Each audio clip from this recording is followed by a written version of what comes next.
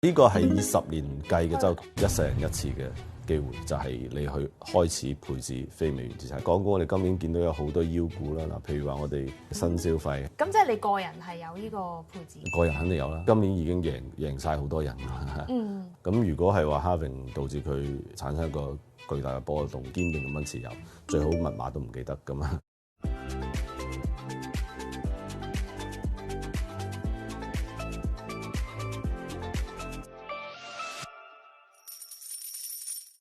牛佬二樓座啊！咁我哋又請翻咧就洪老師喺度啦，洪老師你好。你好。咁而家我見你就話咧，主題上就非美資產當道，可唔可以講一講咧？係咁其實我哋上半年咧見到美元、美債、美股係全部跑輸嘅。咁美元作為一個主要嘅貨幣咧跌咗10% 以上。如果係去到6月份咧，咁我哋見到美股就係個位數嘅增長啦。咁美債仲係蝕緊錢㗎。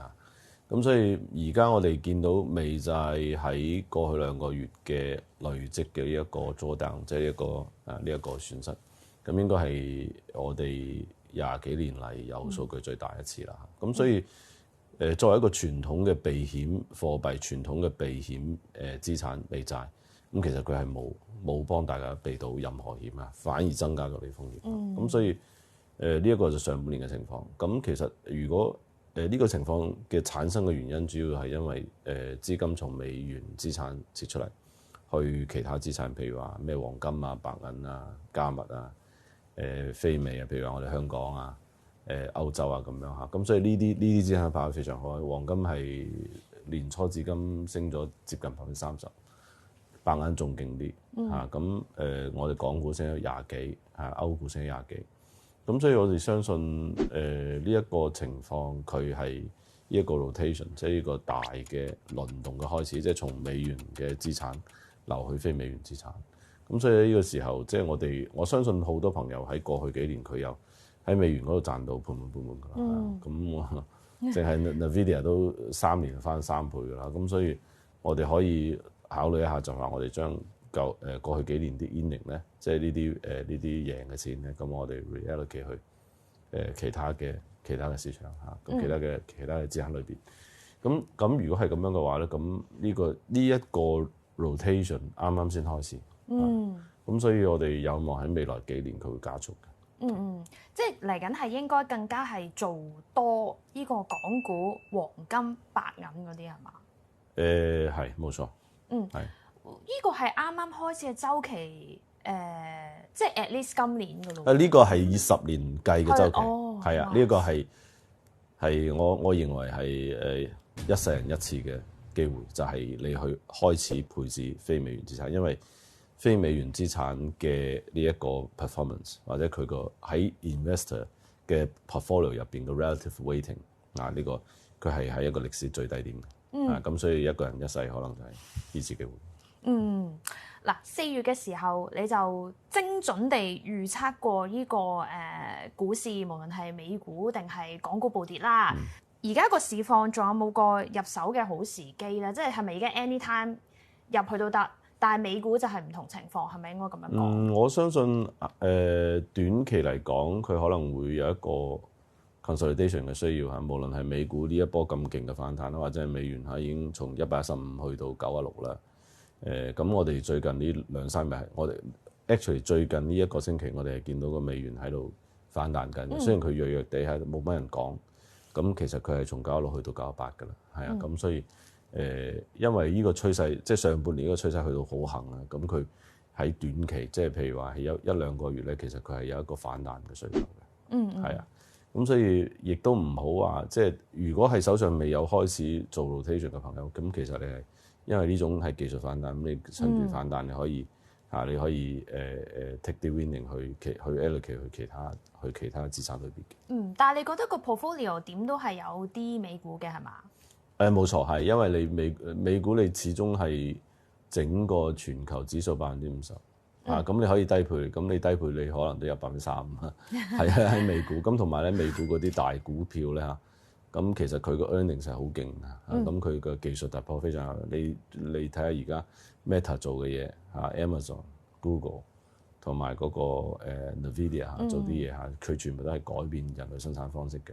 咁所以呢啲係冇可能冇嘅呢啲股票係啊。咁其他譬如話美國嘅細盤股或者 AI 相關股票，咁佢個表現都會非常好。咁 crypto 咧，即係如果本身crypto 繼續買啦，係啊，唔使諗噶啦。我個基金唔可以配置 crypto，非常不幸，係我都希望係，否則我今年我跑贏晒，唔使做。咁即係你個人係有呢個配置嘅？個人肯定有啦。我相信你個 crypto 自己加緊倉嚇，因為今日我哋見到 crypto 創新高啦嚇。咁所以如果你手上譬如話你有1/10嘅資產喺 crypto 嘅，咁你揸住隻大餅嚇，你有100萬 US 嘅資產，10萬喺大餅，咁你而家都去到12萬幾啦。咁你今年已經贏晒好多人啦。咁如果係話 halving 導致佢產生一個巨大嘅波動，咁我覺得各位應該把握呢個時機去入。即係未有倉位嘅人應該入貨。咁同埋咧，我哋對於呢個 Bitcoin 嘅睇法同埋我哋對黃金睇法一模一樣，就係佢係應該係一個 allocation 嚇，唔係你話你大家攞嚟炒來炒去炒去炒去嚇，唔係啊，而係我哋堅定咁樣持有，最好密碼都唔記得咁啊。因為你見到係啦，因為你見到佢一起身，你會心喐嘅，你會想 take profit 嘅，擺喺度咯，唔知幾好。係良好嘅心態。OK， 咁講埋個港股先嗱，一開始就話非美資產係一個10年難得一遇嘅一個黃金嘅機會啦。咁我哋講下個水源先，港股今年係咪有錢咗咧？即係我見你講咗一個驚人嘅數字，就話嗰個日均嘅成交額去到8000億港元。你係話有機會，如果北水南下再加外資嘅衝，咁其實外資係未有翻到嚟嘅，係啊。咁其實我哋見到 long 利分係其實仲喺度 reduce 個 position 嘅，係啊。咁係今年係北水咯，北水同埋我哋中國人嘅海外嘅資金。港股而家個定位對佢哋個吸引力係有幾大啊？我相信非常大啦。嗱，如果你係作為一個咁大嘅經濟體咧，你連續跑輸3年甚至4年嘅話咧，其實好呢個機會好微嘅。咁你作為一個 global 嘅投資者，咁你如果冇呢個 China exposure 嘅話，咁我相信呢個 portfolio 係好欠缺嘅。而家技術上港股係有乜嘢嘅優勢啊？技術上其實大家都好有優勢㗎，譬如話我哋見到喺4月2號到8號嗰個 gap 啦，咁其實而家 feel 咗㗎啦。咁其實咁同埋咧，佢係好多譬如話港交所呢種股票啦，咁佢平台突破創新高嘅。咁一般咁嘅情況下咧，佢應該後邊仲有新高。咁當然我哋做技術分析嘅時候，其實佢係關於一個概率，即係技術分析講俾你聽未來嘅路徑可能會係點樣。咁同埋歷史上佢嘅成功率有一啲圖形係比較高嘅。咁當然亦都有即係譬如話我哋某一個圖形，譬如話我哋 gap fill 同埋平台突破，咁佢嘅成功率大概係65%，即係2/3到3/4啦。咁但係你仲係有1/4失手，係啊，咁係你唔知嘅嚇。咁所以技術分析係一個參考嘅因素啦，佢唔可以係你決定嘅因素。咁如果我哋而家就要問，就係我哋去到下半年，我哋本港嘅流動性是否會更加強？我認為會係。咁估值亦都唔貴。咁你話基本面會唔會更加好？我覺得唔會更加差。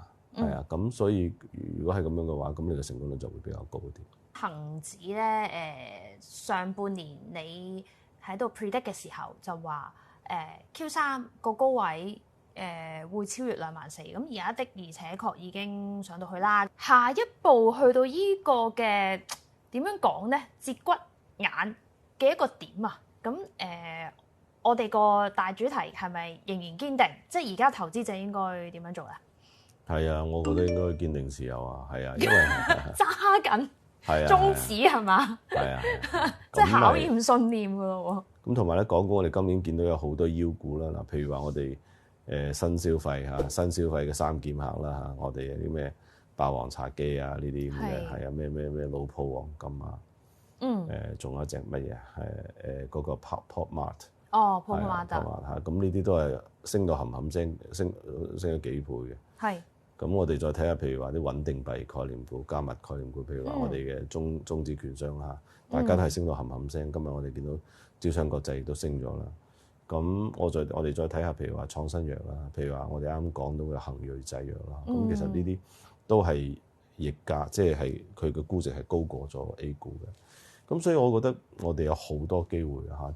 醫療消費啦，咁科技咧其實你睇指數咧，今年就雖然都有反彈，但係就跑得麻麻地啦。咁呢個主要都係我哋見到啲大平台公司燒錢做 AI，但係就冇乜成果而家。咁collectively 咧，呢啲大嘅 AI app 咧，佢係一齊賺咗100萬美金嘅啫，係呢個好令人匪夷所思嘅。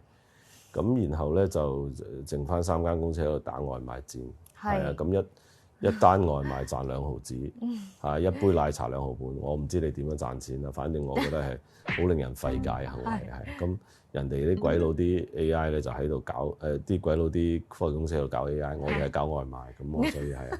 咁所以拖累咗個科技咯，係啊。係。但係醫療你係講緊我哋港股嗰啲啊？不如係啊，唔知嗰啲創新藥唔知升到行行聲啦。的確咧，我哋啲創新藥，我哋嘅試驗成本係比西方公司係低好多嘅。咁同埋咧，好似呢啲而家有啲 AI 作呢個輔助啦嚇。咁你發現創新藥，即係佢自己去做每日，因為其實化學 chemistry 好簡單嘅，就係你喺個實驗室嗰度溝來溝去，試來試去，係佢冇乜嘢，即係你知道可能呢一個 compound 佢會產生咩化學反應，但係你唔知道呢個化學反應佢會產生咩嘅藥效嘅。咁所以咧嗱，你睇下你以前喺美國做 chemistry 即係做 lab 嘅人，全部都中國人嚟，因為平就咁簡單啦。咁後來咧第二波就 outsource 去中國嘅呢一個實驗公司啦，譬如話烏斯 Pharmaceutical 就係咁嘅公司啦。